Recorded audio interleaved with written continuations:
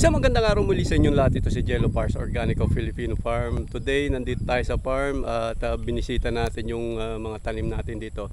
Pero sa episode na to, ang pag-uusapan natin ay yung growth and development ng isang itlog hanggang maging sisiw. So yung stages ng development ng itlog, yung embryo hanggang sa maging sisiw siya. So dito natin ipapakita. Yan, nandito yung mga makukulit na yung mabait natin bantay. So kasama yung anak niya. Okay, so yung isang stage ng pag-breed ng mga manok, yung pagpaparami, ay napaka-importante. Yung stage ng pag-hatch ng sisiw o ng itlog. Yan, so lahat yan dadaan sa pag-hatch ng itlog kapag ikaw ay breeder, no? So yung kada stages, at least sana meron tayong idea kung anong stage nung development nung embryo hanggang maging sisiw yung dapat nating babantayan. So kung sakaling titingnan natin kung kailan tayo dapat maglipat ng itlog from incubator hanggang sa hatcher.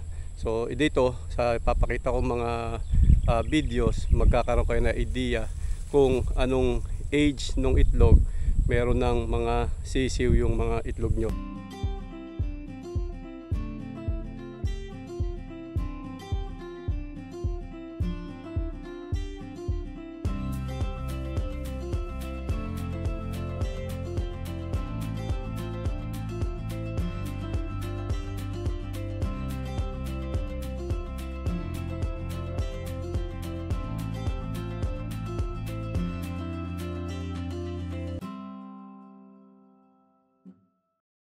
Have you ever wondered, paano nabubuo ang isang sisiw sa loob ng itlog?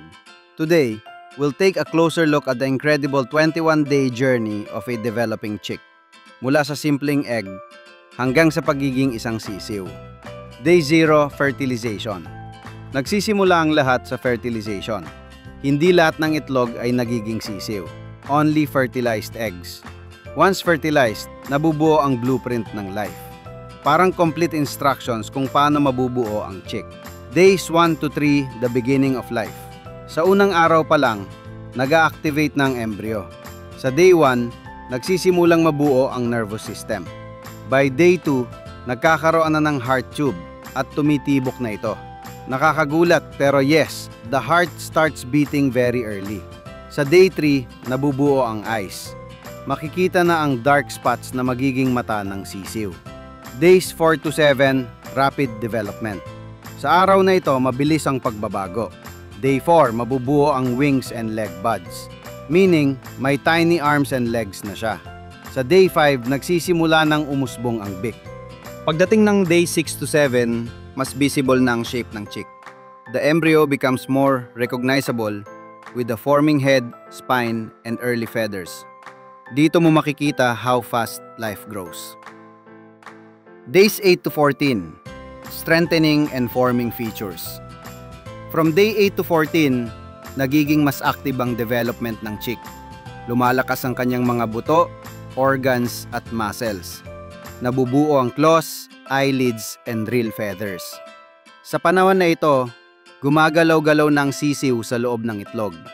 It stretches, wiggles, and adjusts its position habang lumalaki at nauubos ang yolk sac, which is its main food source.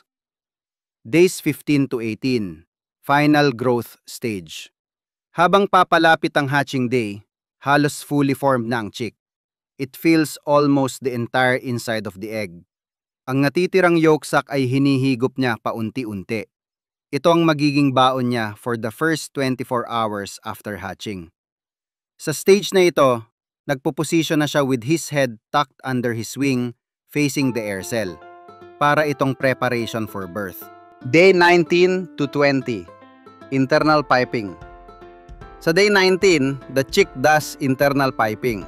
Ibig sabihin, binubutas niya ang air cell sa loob ng itlog, allowing him to breathe air for the first time.